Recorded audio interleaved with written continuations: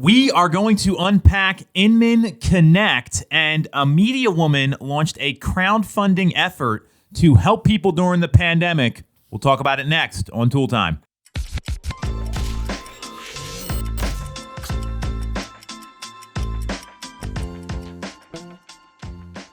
I'm Tom Toole, she's Sarah Tymon, and we are back on Toole Time, and we've got some exciting non-pandemic related news, sort of. But Inman Connect was this week, and if you don't know what Inman Connect is, it's run by Brad Inman. He runs the website inman.com. It's like basically the real estate industry news site. So for all you real estate nerds out there, this is for you. So that includes me, Sarah to a certain extent as well, maybe not as nerdy as I am. And there was really what I saw, and when we went over kind of some of the virtual sessions that were done, three kind of big storylines that came out of this. So I'm going to go down each one of them with you, Sarah, and we can just talk about what we think about them, what if it's realistic or not, if it's like some salesmanship. So the first one comes from CoStar CEO Andy Florence, and he came out and said that the residential agent is Zillow's competition. What do you think about this? It was kind of funny that he said it that way, because from everything that he's doing and even from everything that he said in the article, it kind of seems like he might be Zillow's bigger competition. The agents, to like some degree, play a part in this, but primarily he's really positioning himself and his company there to be the competition. Well, he actually said like we are not Zillow's competitor a couple of times and kept repeating it during the during the live stream. And his whole theory was that Zillow could eliminate 30% of realtors and another 60% might go work for him. And he estimated 85% of consumers go through the portal at some point. And my view of this is a lot different, where I am clear like you. They bought HomeSnap to get into the residential real estate space, sure, right? Like that's happening. They spent $250 million to do it. There is no question they're going to empower agents because they like some of the agent-facing tools. And we talked about this. Like it's a very handy app, especially when you're on the road with a buyer showing a house, right? Absolutely. So they've got something that has some value. Agents use this all the time. We see it on the front lines. And his numbers are a little off. I mean, really, what the data I've seen is about 70% of consumers go to Zillow at some point. Mm-hmm. And he also hinted during the interview that they're like making a move in the residential space, but didn't really tell what. And they're a publicly traded company. I look at Zillow's competition as squarely CoStar right now. And then there's kind of like everybody else. Like they've already snuffed out Realtor. If you've dealt with Zillow and Realtor as an agent, like it's night and day. You can't even get a call back from Realtor.com. Zillow, when you're trying to do something with them, very responsive. Mm-hmm. And Zillow also has partnerships with agents, right? Exactly. They work with agent advertising. I know a lot of agents, including us, have done really well working with Zillow in various ways. So I can't agree that they're competition. It might be a threat to agents, and maybe down the line. To me, the competition is squarely on CoStar, and he's doing what a good CEO should do, which is go out and sell and position the company effectively for shareholders. And just the CEO job right now is to get out in the media and talk. So I think he's doing his job right now more than anything else with that comment. And I think that the fact that he had to state quite a few times within the article, like, no, we're not the guy, is like, from everything that he was saying, it sounded like he is the competition, and he kept trying to be like, but we're not. So yeah, you are. It was kind of like when people talk to him and they say, I got to be honest with you. And then they tell you something and you're like, are you really being honest right now? Like, is that really happening? Like, so I'm not, and I totally agree with you. I mean, they've got their own thing they're doing. They already own apartments.com. They've made acquisitions. They're getting into the space. And that's the one company I'm clear can compete with Zillow better than anybody else has. And really, it's kind of like the tech guys and then all the brokerages over on the other side. And that, to me, is the big war going on. So I do not agree with this. Sounds like we're on the same page. Correct. All right, number 2. This comes from Courtney Poulos with Acme Realty in California. And she came out and criticized the NAR Clear Cooperation Policy and basically said to the MLSs, and because there's not one MLS, just to give people some perspective, they're all kind of regional, help us compete against Zillow or lose. That's what she said. What do you think about this? Do you think that's going to happen? Do you think they're going to do it? I mean, that seems like a big threat if you don't have something else to really walk into. Like, I don't know that people would really be, because the way she was wording it, like, we're going to walk away from the MLS and not do it. Like, I don't know that anybody's really prepared to go ahead and do that. And Zillow is their own brokerage. So if they have certain listings that they're not, putting onto the MLS, there's nothing that the MLS can really do to enforce that. So yes, it's frustrating, but I don't know where you're really going to go with that. I don't think that you can like back that up with anything. Well, I can tell Courtney this is not going to happen. It would be my advice, right? And I get the clear cooperation policy. If you guys don't know what that is, it means we have one business day to get our listings in the MLS once we start marketing them. And every MLS has kind of different statuses. We have coming soon here with Bright, which is like our Northern Virginia, New Jersey, Maryland, Pennsylvania MLS, but not all of it. I agree with her on that. I don't like that policy. At the same time, everyone had a chance to talk to NAR about this and voice their opinion. So if you didn't do that, that's shame on you. Mm-hmm. And number two, once the policy's out there, there's two kinds of people in this world. You can bitch and complain about everything, or you can embrace it and do something about it. Yeah. And I'm a big believer in the latter. So it's great to complain about a policy. And my view is, instead of getting out here and complaining, how are you going to pivot your business? Like, this is the same question everyone needs to be asking. And with this Zillow competition, I mean, Zillow is like a very controversial topic right now in real estate. There's people like, they're either okay with Zillow or they think they're the devil. Like, there's no in between. Like, there's not people that kind of deal with it and whatever else. And my view of Zillow is the same, where they're going to do what they're going to do. Right. Like, and you not liking it isn't going to change it. So, like, if you want it to be able to positively affect your business, you have to be able to use those tools and work with it. Like, if there's something that you can do to change it, certainly, I guess, try. But just complaining about it isn't going to make this go any smoother for you, and it's not going to help your business. Well, and you bring up a really good point, because a lot of agents, my view is they got really lazy and relied exclusively on Zillow to run their business. Mm-hmm. And I got a news flash for everybody. About 10 years ago, Zillow didn't exist, right? People sold real estate for decades, hundreds of years without Zillow. So it's hard to imagine a time, but it did happen. It's like before people had cell phones, right? I mean, it would be that kind of thing. So what I know is that there are ways to do business without having to rely on Zillow. And yeah, Zillow's a threat. There's going to be more threats. There's going to be less. It's no different than like discount brokerages or people that, new companies that come into marketplaces. Like, I mean, that's happened over time, over and over again. So, it's not going to happen, number one. And two, instead of complaining about it, figure out how you can pivot your business. There's ways to outmaneuver these people on the local level. That's where real estate really matters. I mean, there's even a big difference between the counties that we work in, like Chester County, Delaware County, Philadelphia, Montgomery County, the main line, all very different. And you've got to know those markets, and that's where I'm clear agents can take market share and compete, but they got to be strategic about it. Come up with a business plan. Look at the stuff that's worked for years and just do that and get on the phone and make some phone calls. I mean, I think it's that easy. So I hear her point about the cooperation policy, but bitching and complaining, it's not going to really get you anywhere. Isn't going to do it. I mean, I think that you almost need to take that Zillow does churn up a lot of interest within people because they can just be looking on their phones and it's very convenient for them. Use that piece to your advantage and be like, great, I'm glad that you saw all these things on Zillow. Now let's talk about how to move forward. And use it to your advantage rather than fight it. Every agent watching needs to write that down. That was like perfectly delivered. That's exactly what you want to say. And also it's about setting the right expectation with your clients, right? So you've got to tell them, hey, you see a listing on Zillow? Call me. Right. Like, you have to have that conversation with people, because if you don't, they're going to hit the button. They're going to get someone calling them, and you might lose a client. So it's about knowing the market and then instructing your clients appropriately. I love that, Sarah. You made me smile on many levels there. As a salesperson, as a teammate, so way to kick ass. So it sounds like we're in agreement. Like, Courtney's out of luck here would be my advice, right? Yeah. Okay. Third one. This was actually my favorite of the three. So Josh Team of Keller Williams and Glenn Kelman of Redfin. So these are the guys right at the top. They had a kind of a debate-style Zoom session, because that's what we do in 2021. And the question was, is it better to pay agents a salary, thus ensuring everyone at the company makes a decent wage, but also limiting top earners' bring home or take home income? Or is the commission model better because there's theoretically no cap on earnings, even if low performers don't make as much? So obviously Redfin is the salary-based company. Keller Williams is not. They are the more traditional commission-based.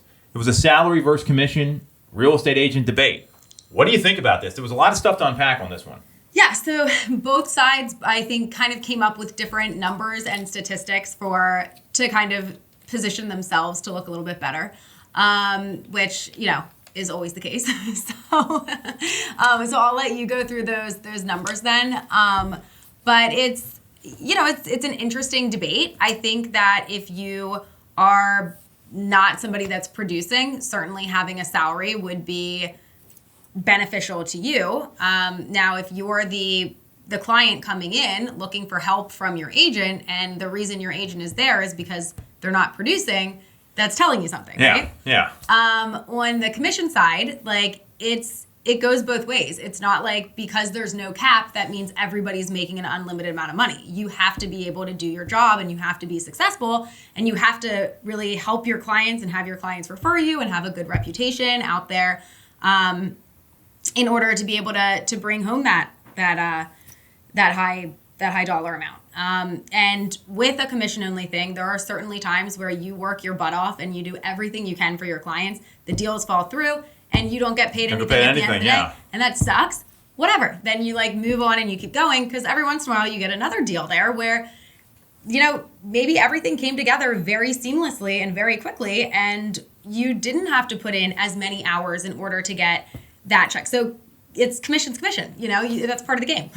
Well, I agree with you, and you've been in many commission lines of work, and when you look at what they're saying here, and I am going to give the stats because I found this really interesting.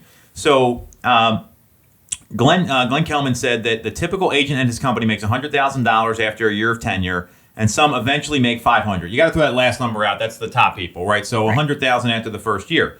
What I know about the Redfin agents is, and what he said was the typical agent at Redfin, I think, is earning more on average than just about any other brokerage.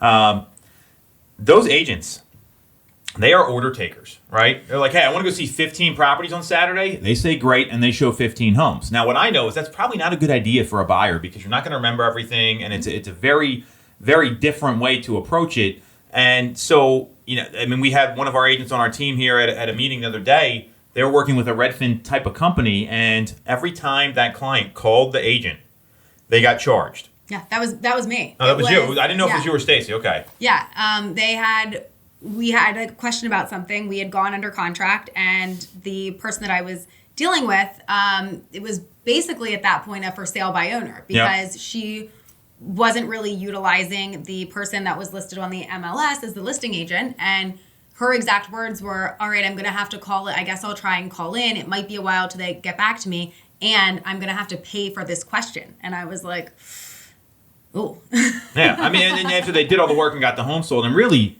you're the one that did most of the work. And that's a debate for another time. But the point is that when you hire someone to get involved in these high-stakes transactions, it's a lot of money we're talking about here. These are people's biggest purchases of their lives. Salary can be helpful in certain aspects, but if someone doesn't know what they're doing, or they have no incentive, I'll show 15 homes, I'm getting paid no matter what, versus the objective of the buyer is, I need to go find a place to live. Right. I'm trying to find a home. So in this business, my view is you either sell the home or you don't. You either find the buyer home or you don't. There is no in between. And what happens if you don't sell it? Yeah, it sucks. That's part of a commission-based job. I also know that the higher risk you take, the higher reward there is in any sort of business. And what I found interesting is, the Redfin's talking about their average agent makes about $100,000 a year. The average realtor, according to NAR, made $49,700 last year. That's NAR numbers. Now, I don't know if these people are realtors. That's another thing. Redfin's also saying they have a 13% higher retention rate. And Keller Williams said that their agents' earnings jumped between 12 and 14% last year. So I've got a couple comments on all these stats, and you hit it on the head. You can make stats say whatever you want. Yeah. The market was up 7 to 11% last year. Wow, those numbers are really similar to what Keller Williams did. So that's a market function in a lot of ways. The retention rate, of course, people on a salary job are going to stay longer. Right. And there's also a lot of movement in the real estate space. I think this year more than ever, we've seen people jump from company to company to company looking for a magic bullet. So I believe that because the Redfin agent is not the same as your typical independent contractor or a team member that's looking for, where can I get the best systems? Where can I have the most support? Where can I can grow my business? And that's not at Redfin. That's all. You show up, you get paid per showing. This is right from the horse's mouth, not what they said. So this debate, you could go back and forth all day. My view is this. If I'm the consumer, I want the person with skin in the game working to help me find a home. And that's ultimately going to care, that you get across the finish line. For the salary-based ones, you could just be like, I'm only going to do showings and I might never even really write an offer. Like, you could, it's, you want the person that cares that you cross the line. And I think while you hope that they just on their own care because they care about you, the commission's what's really going to back that up and show that. So, yeah. The structure of the relationship demonstrates the care, right? Yes. Like the good contracts make good neighbors. So you could go back and forth all day on this. I mean, you got Keller Williams, of course they're going to say these certain things. What I found is that while they may have a higher retention rate, what I know is that I like Redfin agents because they often screw things up with their clients and then they come to people like us. So you can say whatever you want about that, but there's no question that they're looking to eliminate buyer's agents almost and pay them a lot differently than what the Keller Williams model is, or the RE/MAX model, or the Realogy model, or the Berkshire Hathaway, or whatever else. So, I mean, this goes for any of the traditional brokerages. So this debate's going to keep going on because of the internet and the portals that are out there. It's not going to go away. No. And the people that, Redfin's going to attract a certain kind of client, right? Like, it's going to be a little different of people that maybe think they know what they're doing, or they actually do know what they're doing. Sure. Because there's a little bit of a difference, right? There is. That's there's always going to be a market for that. But you look at their market share, they're just not selling as much real estate. It's right. That simple. So I think that these guys could go on forever. I love this debate because I think there's a way to kind of blend the two and use the tech, but also have someone with an incentive. And that's the people that are going to win in my mind. Absolutely. All right. 3 for 3 on agreement here, Sarah. This is we're going to have to get some more controversial stuff.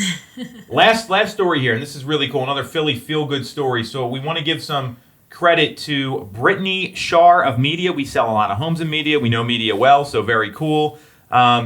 She was in the restaurant industry for 10 years, and then she was hearing stories of struggles from the pandemic, and she actually became a life coach. And what she's done, she started a Facebook post, and she ended up raising, in a little over a month, about $22,000 to help restaurants in Media in the month of December when everyone got shut down. Like, you couldn't do indoor dining was finito then. You couldn't do it, and it was cold this December. That to me, is that this is what you need to be doing in your local communities. Doesn't matter how much help you're giving, that helps some people. And Media is kind of a small town. So what do you think about all this? I mean, I thought this was a really cool story. Yeah, that was really good initiative on her part to, she had been in the industry before, so she, felt for them in a way that if you had never been in that industry, maybe you can hear about what's going on and you can hear the struggle, but maybe you don't feel it in exactly the same way. And she just kind of took it upon herself to be like, what can I do? How can I help? And it's great having community members that do that and that want to look out and support their neighbors, their friends, and the businesses that they care about. Well, and this is what a community is all about. Because, I mean, if anyone has gotten the hardest hit businesses are clearly like restaurants, and then I would say like gyms, and then like salons. Like those are like kind of the three that have been really tough. And like she was hand delivering cash donations all over town. Like that is like a modern day Santa Claus, and only it's just with stacks of cash instead of toys for kids, which I love. So Brittany, thank you for what you did. I think that this isn't going to be like a big long debate here. I mean, I don't know what else we can say, but I mean, that's an industry that's hurting. So here's what you can do. You order some takeout from your favorite local restaurant. You heard this before. If you're comfortable going out to dinner, go out to dinner. They have some places that are outside. If you want to bundle up, Sarah got a Canada Goose jacket. You have to be good to go for Christmas and be able to be warm out there. I'm still excited about that coat. It's good. They're nice coats from what I've heard. The whole point is make sure you go out and support these people because there's a lot of places you have like memories at, like fun times, like you remember certain things. And restaurants need our support more than ever. So I don't know what else there's to say. I mean, we've talked about this a lot. We talked about restaurants. I love what she did here. Very cool thing. So Brittany Shar, thank you. Very cool. Way to go. Catch you guys next week. Thanks for watching. Bye.